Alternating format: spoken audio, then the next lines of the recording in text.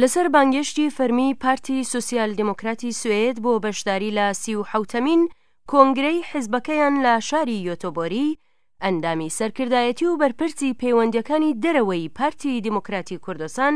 بەڕێز هێمن هەورامی سەردانی وڵاتی سویدی کرد و پاش بەشداریان لە کۆنگرەکەدا لەلایەن ناوچەی سوید و ڕێکخراوی یۆتۆبۆری پارتی دموکراتی کوردستان سەمینارێک سەبارەت بە هاوکێشە ناوخۆیی و دەرەکیەکانی هەرێمی کوردستان، پەیوەندی هەرێمی کوردستان و بەغدا، ڕەوشی باکووری کوردستان و دۆخی کورد و پەرەسەندنەکانی لە سووریا و ڕۆژهەڵاتی ناوەڕاست سازدا. لە سەمینارەکەدا نوێنەرانی پارت و لایەنە سیاسیەکانی هەر چوار پارچەی کوردستان بەشدار بوون. بەڕێز هێمن هەورامی لە سەرەتای باسەکەیدا ئاماژەی بەوەدا کە ئێستا هەرێمی کوردستان لە چ قۆناغێکدایە و دەستکەوتەکانی ڕاپەڕینی خەڵکی کوردستان و هێزە سیاسیەکان بەکوێ گەیشتووە و تا چەندە قۆناغەکانی دابینکردنی کۆمەلگایەکی دموکرات و سیستمێکی دموکراسی لە هەرێمی کوردستاندا جێگیر کراوە. ئێمە پێمان وایە هەتا ئەم لەحزەیەش ئێمە قسەتان بۆکەین هەرێمی کوردستان لە دوو قۆناغی جیاوازدایە کە ئەم دوو قۆناغە وای کردو هەرێمی کوردستان ببێتە نمونەیەک بەتایبەتی ئەوانەی کە زانستی پەیوەندی نێودەوڵەتی ئەخوێنن بۆتە کەیسێک بۆ خۆی، ینی کەیس ستەدیەک بۆ خۆی کە نمونەی لە شوێنەکانی تری دنیا نیە. چۆن ئێمە تا ساڵی 91 لەژێر دەستی ڕژێمێکی دیکتاتۆریا ژیاوین بە ڕاپەڕینی خەڵکی کوردستان و هێزە سیاسەکانی کوردستان. قۆناغی دیکتاتۆری لە هەرێمی کوردستانی عێراق کۆتایی پێهێنراوە لە هەنگاونانێن بەرەو دروستکردنی کۆمەلگایەکی دیموکرات و سیستەمێکی دیموکراسی، واتە قۆناغێکمان تێپەڕاندووە کە قۆناغی ژیانە لەژێر سایه دیکتاتۆریەتێکە داخلی قۆناغێک بووین کە قۆناغی گواستنەوەی بەرەو دیموکراسیەت. ئەمە شتێک نیە ئێمە لە هەرێمی کوردستان دامان هێنابێ. ئەوروپای شەرقی، وڵاتانی جنوبی شەرقی ئاسیا، وڵاتانی اتحادی سۆڤێتی پێشوو، وڵاتانی ئەمریکای لاتین بزوتنەوە ڕزگاری خوازیەکان کە لە سایه سیستەمێکی دیکتاتۆریا ڕزگاریانە بێ یەکسەر ناگەنە ئەو کۆمەلگا تەواو دیموکراسی کە وەکو سویدی لێبێ. حتمما بە کۆمەڵێک قۆناغا تێپەڕن کە ئەم قۆناغە لە سیاسەتا پێی ئەوترێ قۆناغی ئینتیقالی بەرەو دیموکراسیەت، transition into democracy بە ئینگلیسیەکەی پێ ئەوترێ. بۆیە ئەم قۆناغە کۆمەڵێک سیفاتی خۆی هەیە، کۆمەڵێک خەسڵەتی خۆی هەیە. ئەو سیفەت و خەسڵەتانش ئێستش لە هەرێمی کوردستانە ئێمە لەناو چەقی ئەم قۆناغی گواستنەوە بەرەو دیموکراسیان. ئەگەر ئێستا ئەم پرسیارەمان لێ بکرێت ڕەنگە یەکێک لە ڕخنەکانی ئۆپۆزیسیۆنەوە بێ 20 ساڵ کەم نییە بۆ گواستنەوە بەرەو دیموکراسیەت یان زۆر نییە بۆ گواستنەوە بەرەو دیموکراسیەت، ئێمە پێیان دەڵێن نەخێر، چونکە زۆر وڵاتن زۆر لەمە زیاتر ئەخانێ و مەرجیش نییە هەموو جارێک ئەو کۆمەلگایانەی لە دیکتاتۆریەت ڕزگاریانە بێ بە دیموکراسیەت بگەن، چونکە هەندێک جار هەندێک هێز سەرەڵەیان کۆمەلگاکە پاشەکشەی پێەکەن لە بری ئەوەی بەرەو کۆمەلگایەکی کراوە دیموکراسی بەرن. پەیوەندی استراتیژی نێوان پارتی دموکراتی کوردستان و یەکێتی نیشتیمانی کوردستان و سەرجەم پارت و لایەنەکانی دیکەی هەرێمی کوردستان و بەشداریکردن لە هەڵبژاردن بە لیستی جیاواز تەوەرێکی دیکەی باسەکەی بەڕێز هێمن هەورامی بوو. وەکو باسمان کرد وەکو دوو هێزی سیاسی سەرەکی لە کوردستان لەگەڵ هەموو ڕێز و حورمەتێکمان بۆ هەموو هێزەکانی تەری کوردستان، بەڵام هەموو جارێک ڕامانگەیاندووە ئەگەر پەیوەندی پارتی و یەکێتی پەیوەندی ئاسایی هاوپەیمانی بێ خەڵکی کوردستان قازانجی زیاترەکە، ئەگەر پەیوەندی پارتی و یەکێتی لەگەڵ لایەنەکانی تریش پۆزتیڤ و پەیوەندیەکی دۆستانە بێ خەڵکی کوردستان قازانجی گەورەتر بەدەستهێنێ. بەڵام ئەگەر پەیوەندی پارتی و یەکێتی لەلایەک لەگەڵ لایەنەکانی تر پەیوەندیەکی زۆر دۆستانە و هاوپەیمانانە و سەمیمیانە نەبێ مەرج نییە کوردستان ئەو زەرەرە گەورە بکە لەو کاتەی ئەگەر پارتی و یەکێتی پێکەوە نەبن، کەواتە ئێمە و یەکێتی مەحکومین بەوەی کە ئیش پێکەوە بکەین. کۆمەڵێک ئەرکی نەتەوەیی گرنگ هەن کە پەیوەستن بە قۆناغ بە کۆتاییێنان بە قۆناغی گواستنەوەی کە باسمان کرد، کە پەیوەستن بە قۆناغی دروستکردنی کیانی نەتەوەی کە باسمان کرد، کە پەیوەستن بە هێنانەدی ئامانجە بەدی نەهاتوەکانی قۆناغی ڕزگاری نیشتیمانی. ئەم ئەرکە هاوبەشانن وا لە پارتی و یەکێتی ئەکەن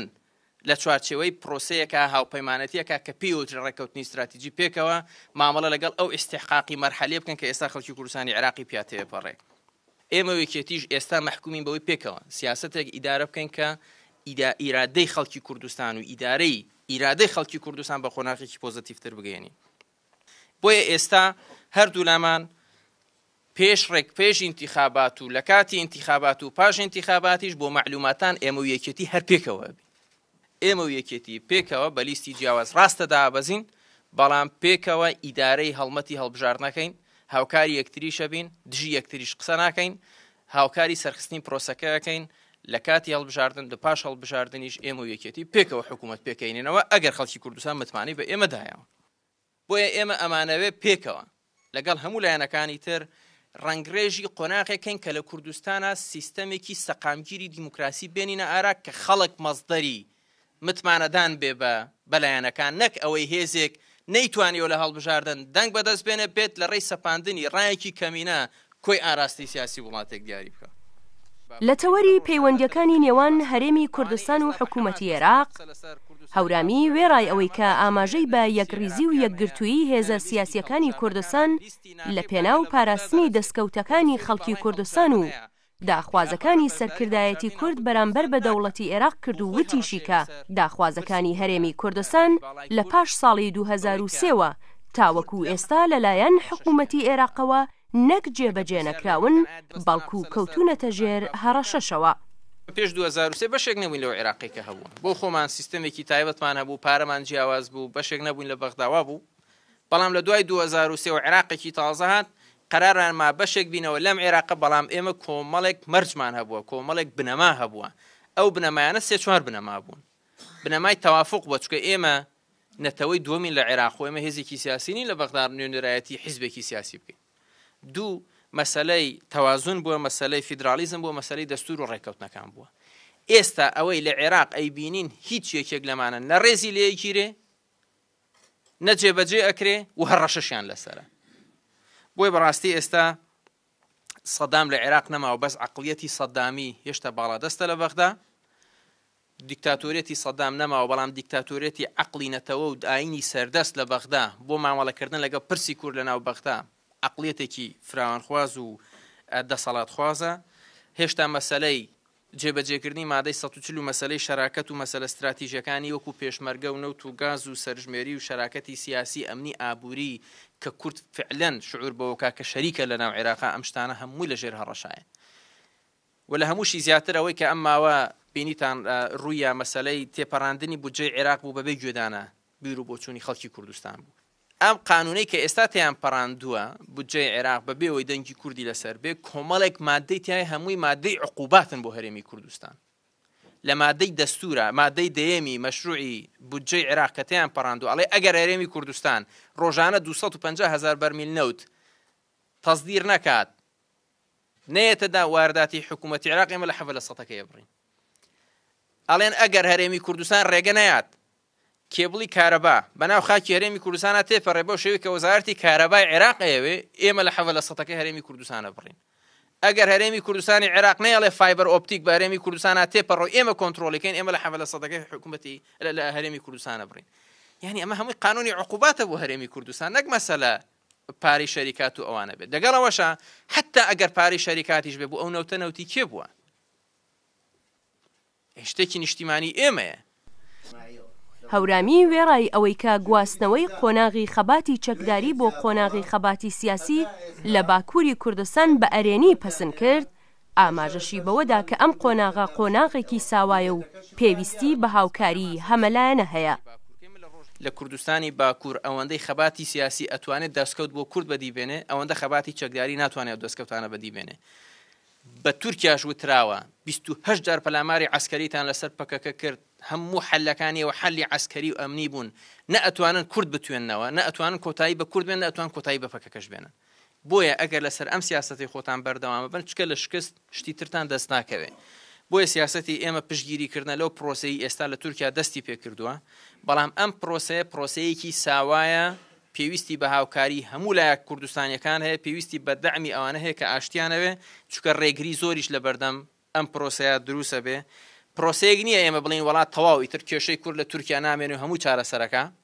بەڵام ئەوەش نییە باوەڕمان بەوە بێ 0 یان 100 لە سیاست پێمان وابێ هەموو 100% هەموو شتەکانی ئێمە هێنێتە دی یان وەکو هەندێک کێزی توندڕەوی خۆمان بڵێ وەڵا نەوەڵا کاکە ئەمەش تەسلیم بوونەوە ئیعلانی چۆکدادانی ئێمە بەرامبەر بە تورک شتیوان نییە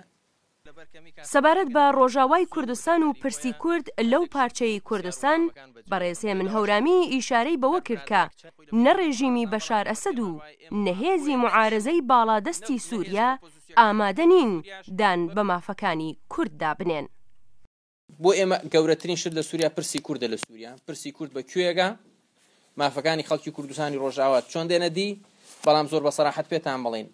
یعنی لە ڕژێمی ئێستا بەشار ئەسەد بێئومێدین چونکە مێژوو سەلماندی کە ئەم هێزە ناتوانێت مافەکانی کورد لە سووریا بێنێتە دی بەڵام هێزی معارەزەی باڵادەستی ئێستای سووریاش ئەوانیش ئامادەنین دان بە مافەڕاوەکانی خەڵکی کوردستانی ڕۆژاوا بنێن بۆیە نە ئێمە و نەهێزە ئۆپۆزیسیەکانی کوردی سووریاش بەو شێوازە پشتگیری شۆڕشی ئەوەی کە پێوترێ یعنی تەواجودی عسکەری و مەیدانی معارەزەی سووری بەرامبەر بە ڕژێم چونکە ئێمە ناتوانین خۆمان بینە دەست قەدەر لە دیکتاتۆرێک ڕزگارمان بێ بەبێەوەی بزانین نەتیجەی ئەوەی کە دوای ئەو دێ بۆ کورچی تێدایە بۆیە بۆ ئێمە ئێستا ئەولەویەت یەکخستنی ریزی هەموو هێزە کوردەکانی سووریایە پاراستنی کوردستانی سووریایە لە کاولکاری و نەهێڵین ئاسەواری شەڕ بگاتە ئەو ناوچانەی کە هەن کردنەوەی قەناتی هاوکاریکردن و کۆمەککردنی کوردانی ڕۆژ ئاوایە لەگەڵەوەی کە بەرپرسی پەیوەندیەکانی دەرەوەی پارتی دیموکراتی کوردستان بەڕێز هێمن هەورامی ئاماژەی بە بارودۆخی هەرێمی کوردستان لە بواری ناوخۆیی و دەرەکیدا ئاماژەشی بەوەدا ئەگەر حکوومەتی عێراق داخوازەکانی هەرێمی کوردستان جێبەجێ نەکات ئەوە ئەگەری ڕێفراندۆم بۆ مانەوەی هەرێمی کوردستان لەگەڵ عێراق هەیە.